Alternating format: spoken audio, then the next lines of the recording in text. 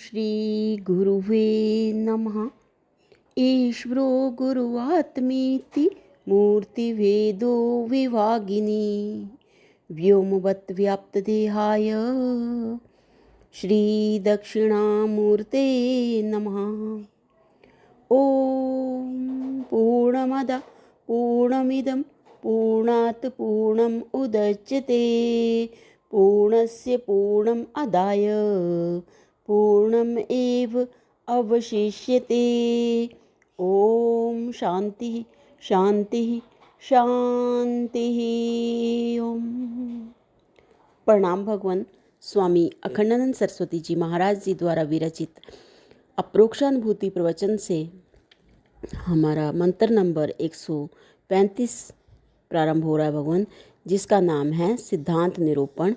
और आज संगति में स्वामी जी बता रहे हैं कि यह ब्रह्ममयी वृत्ति बनी कैसे रहे, यह अज्ञान निवर्तक वृत्ति उत्पन्न कैसे हो। इसके लिए अब संक्षिप्त में 5 श्लोकों में सिद्धांत का निरूपण करते हैं। एक बात साधक को स्मरण रखनी चाहिए कि जो सत्संग भजन छुड़ा दे वह अपना हित चिंतक नहीं है। भगवान कभी दर्शन दे भी तो वे दर्शन देकर चले जाएंगे, पास में तो केवल किया हुआ भजन ही रहने वाला है। तो मंत्र है भगवान, कार्य कारणत्यायता कारणे नहीं कार्यता, कारणत्वं ततो गच्छेत कार्यभावे विचारतः। अर्थ है, कार्य में कारण है किंतु कारण में कार्य नहीं है, अतः विचार के द्वारा कार्य का अभाव समझकर कारणत्व को प्राप्त करें। कार्य ही कारणम पश्येत।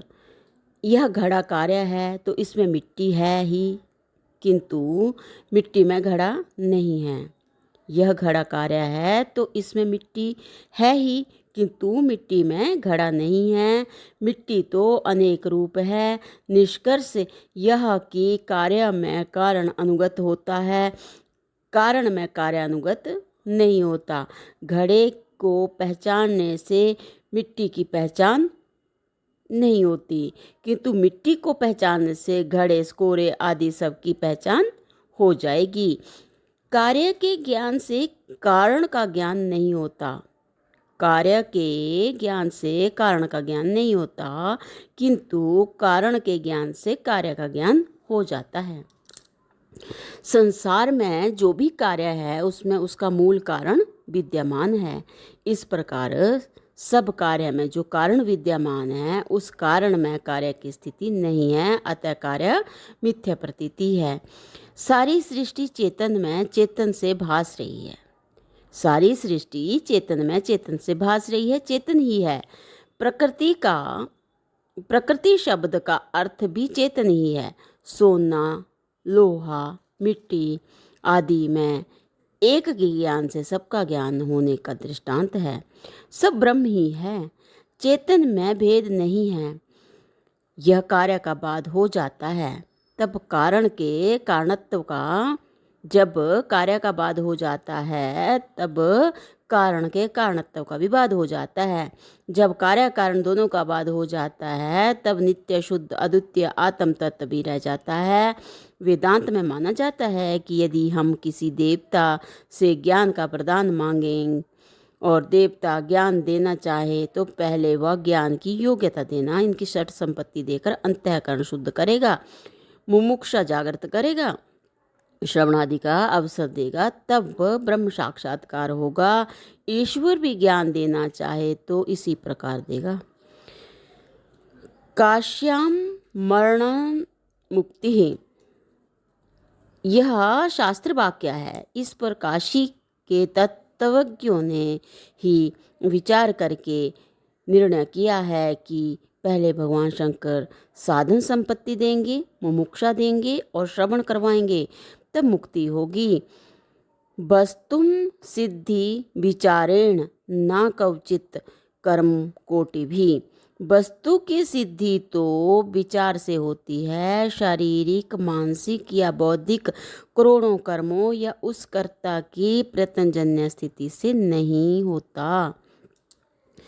लक्षण प्रमाणाभ्याम वस्तु सिद्धि भी। जो वस्तु जाननी हो उसके विषय में पहले यह जाना जाता है कि उसके लक्षण क्या हैं और उसको जानने के लिए प्रमाण क्या हैं। ब्रह्म को जानना है तो उसको जानने के प्रमाण क्या हैं।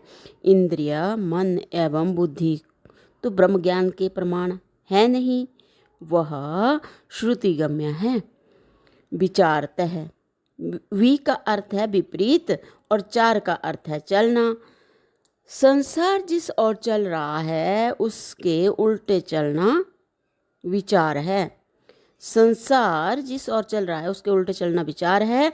संसार अंतःकरण से इंद्रियों में और इंद्रियों से विषयों में आता है, तो विचारवान को विषय से इंद्रियों में, इंद्रिय से अंतःकरण में, विचारवान को विषय से इंद्रिय में, इंद्रिय से अंतःकरण में और अंतःकरण से उसके साक्षी में आना चाहिए। को अहम कथम इदम जातम, विचार का स्वरूप बता दिया। मैं कौन हूँ, यह जो संसार दिखाई दे रहा है वह कैसे उत्पन्न हो गया, यह क्या है, इस चिंतन का नाम विचार है। जहाँ जहाँ कार्य है वहाँ वहाँ कारण उसमें अनुगत है, किंतु कार्य के निर्माण से पूर्व कारण में वह कार्य नहीं था। कार्य के निर्माण से पूर्व कारण में वह कार्य नहीं था। अतः कार्य कारण संबंध केवल काल्पनिक है। कार्य केवल कारण में कल्पित नाम रूप मात्र है, वस्तु से उसका कोई संबंध नहीं है। जब वस्तु में कार्य भाव नहीं है तो उसमें कारणता भी नहीं है। वस्तु तथ्य कार्य कारण भाव से सर्वथा असंस्पृष्ट है।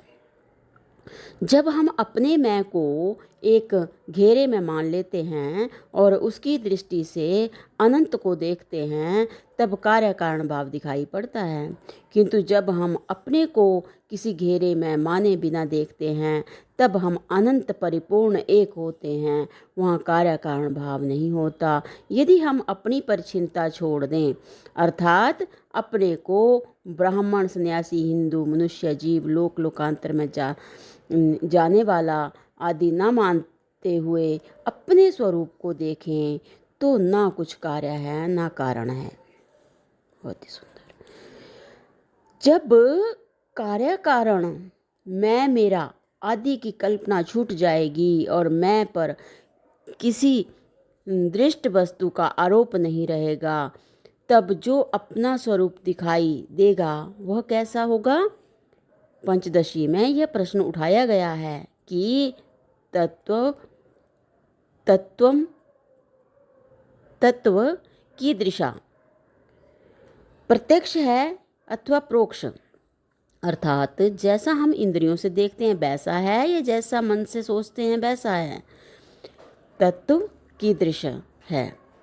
तो यहाँ पे बता रहे हैं स्वामी जी कि वह यह घट सा है न पट सा है, वह यह घट सा है न पट सा, न ऐसा न वैसा, न यहाँ न वहाँ, न अब न तब।